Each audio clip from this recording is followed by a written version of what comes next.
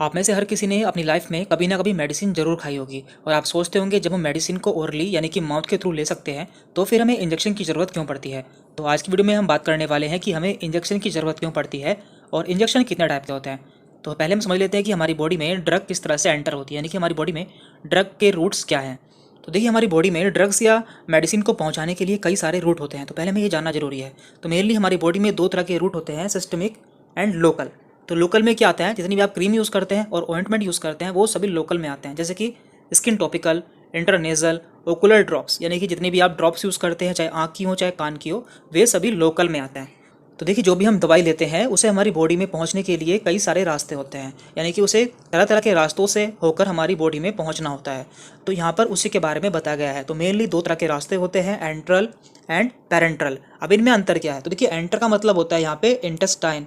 Intestine means हमारी आंत, यानी कि जो भी दवाइयाँ हमारी आंत में होकर गुजरती हैं, यानी कि पहले वो हमारी आंत में जाएंगी फिर हमारे ब्लड में जाएंगी, तो उन दवाइयों को एंट्रल के अंतर्गत रखा गया है। तो इसमें कई सारी कैटेगरी है, जैसे कि ओरल। ओरल ऐसी दवाइयाँ होती हैं जो कि हम अपने मुंह से लेते हैं।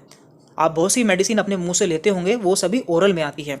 इसके बाद है सबलिंगुअल, यानी कि कुछ दवाई हम अपनी जीभ के नीचे रखते हैं, उन्हें सबलिंगुअल कहते हैं। एंड रेक्टल, और कुछ दवाई हमें रेक्टम के थ्रू या फिर एनस के थ्रू दी जाती है, उन्हें रेक्टल कहा जाता है। देन इसके बाद है यहाँ पर पैरेंट्रल। तो इसका मतलब क्या है? तो देखिए, यहाँ पे है पर प्लस एंट्रल, यानी कि यहाँ पर इंटेस्टाइन को बाईपास कर दिया जाता है, यानी कि मेडिसिन इंटेस्टाइन या फिर हमारे पेट में नहीं जाती है, सीधे हमारे ब्लड में जाती है। तो इसमें कौन कौन सी कैटेगरी है? इसमें पहली कैटेगरी है इनहेलेशन, यानी कि ऐसी मेडिसिन जिन्हें हम इनहेल करते हैं। आपने अस्थमा के पेशेंट में देखा होगा कि वो इनहेलर का यूज़ करते हैं, जिसमें वो मेडिसिन को खींचते हैं, तो वो सीधे हमारे ब्लड में जाती है। इसके बाद यहाँ पर इंजेक्शंस, तो जिसे हम पढ़ने वाले हैं, तो सभी इंजेक्शंस पैरेंट्रल में आते हैं, क्योंकि ये सभी हमारे सीधे ब्लड में जाते हैं। तो इंजेक्शन कितने टाइप के होते हैं वो भी यहाँ पे दिया हुआ है, intravenous, intramuscular, subcutaneous, inter आर्टियल, intra articular, intrathecal and intradermal. तो इनमें से जो ज़्यादा यूज़ होते हैं हम उन्हीं के बारे में जानने की कोशिश करेंगे। तो देखिए, मेनली हम चार तरह के इंजेक्शन यूज़ करते हैं, intramuscular, subcutaneous, intravenous and intradermal. तो इसे समझने से पहले हमें स्किन के बारे में जानना होगा कि स्किन में कौन कौन सी लेयर होती है। यहाँ पे हमने स्किन की लेयर का डायग्राम लिया है, जिससे आप इसे अच्छे से समझ जाएं। तो देखिए, हमारी त्वचा में कुछ लेयर पाई जाती है। तो सबसे ऊपर होती है एपिडर्मिस। तो ये वो लेयर होती है जिसे आप अपने हाथ से छू सकते हैं और दिख सकते हैं, और इसमें मेलानोसाइट पाई जाती है, जिसके कारण हमारी बॉडी का रंग फिक्स होता है। इसके नीचे होती है डर्मिस। तो देखिए, डर्मिस में क्या होता है? डर्मिस में हमारे हेयर फॉलिकल्स, यानी कि हमारे बाल पाए जाते हैं, हमारी स्वीट ग्लैंड पाई जाती हैं, हमारी ब्लड वेसल भी इसमें ही पाई जाती हैं, जैसे कि आर्टरी, वेन, सब इसी में पाई जाती हैं, और हमारी नर्व्स भी इसी में पाई जाती हैं। इसके नीचे होता है सब क्यूटेनियस टिश्यू। तो इसमें क्या होता है? तो यहाँ पर फैट पाया जाता है, यानी कि एडिपोज टिश्यू पाया जाता है। और इसके नीचे होती है मसल्स, यानी कि मसल सबसे नीचे होती है। सबसे ऊपर एपिडर्मिस, देन डर्मिस, देन सब क्यूटेनियस टिश्यू एंड लास्ट में है यहाँ पर मसल। तो अब हम इसे समझ लेते हैं। तो सबसे पहला इंजेक्शन है यहाँ पे इंट्रामस्कुलर। जैसे कि नाम से पता चल रहा है, मस्कुलर, यानी कि ऐसा इंजेक्शन जो कि हमारे मसल्स में दिया जाता है, और इसे शॉर्ट फॉर्म में हम IM भी कहते हैं, IM।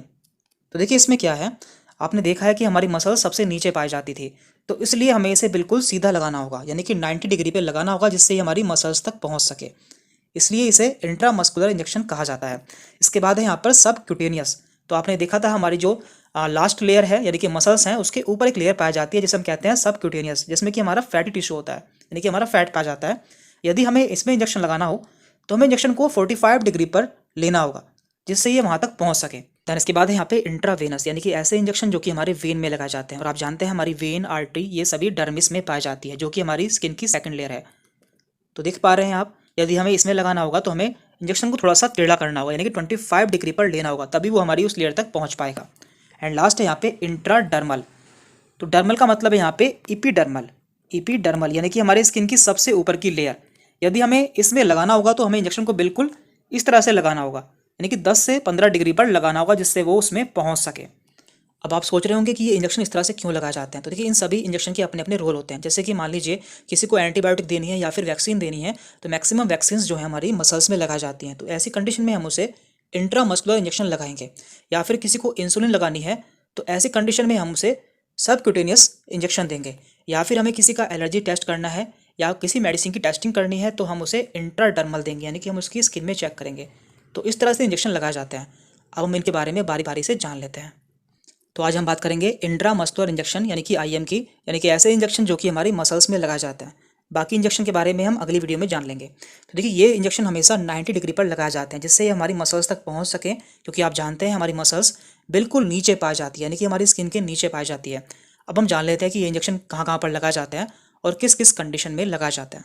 तो देखिए आप इन्हें पहचानेंगे कैसे। तो देखिए जो इंजेक्शन के वायल होते हैं उन पर लिखा रहता है, जैसे कि यहाँ पे लिखा है फॉर इंट्रामस्कुलर यूज ओनली, यानी कि ये इंजेक्शन केवल इंट्रामस्कुलर यानी कि आईएम के लिए है। इसके अलावा यहाँ पे भी लिखा हुआ है आईएम और आईवी यूज ओनली, यानी कि इस इंजेक्शन को हम आईएम या फिर आईवी दोनों तरह से यूज कर सकते हैं।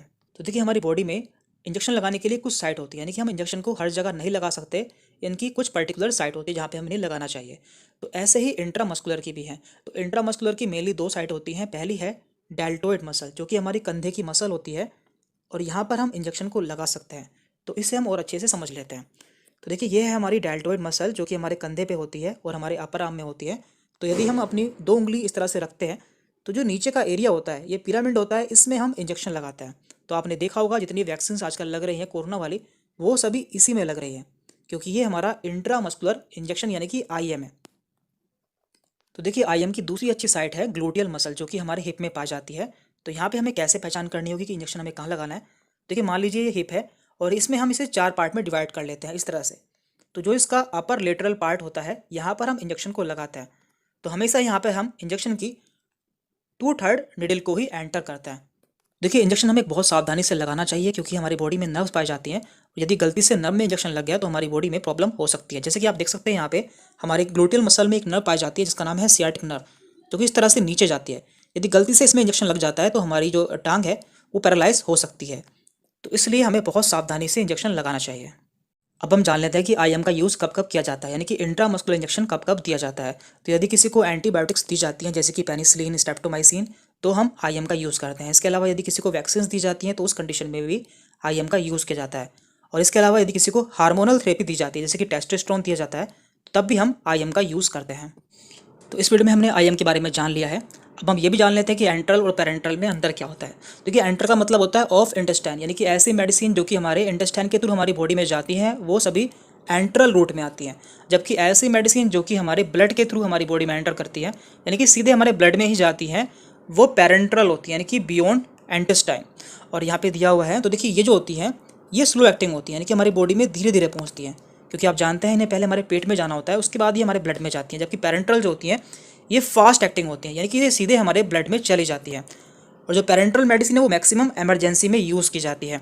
और इसके अलावा जो एंट्रल रूट की मेडिसिन होती है, इनकी बायो अवेलेबिलिटी काफ़ी कम होती है, यानी कि यदि हम इसे 10 mg लेंगे, मान लीजिए किसी ने 10 mg कोई गोली ली, तो वो हमारे ब्लड में जाकर 4 या 5 mg ही पहुँचेगी, बाकी हमारे पेट में ख़त्म हो जाएगी।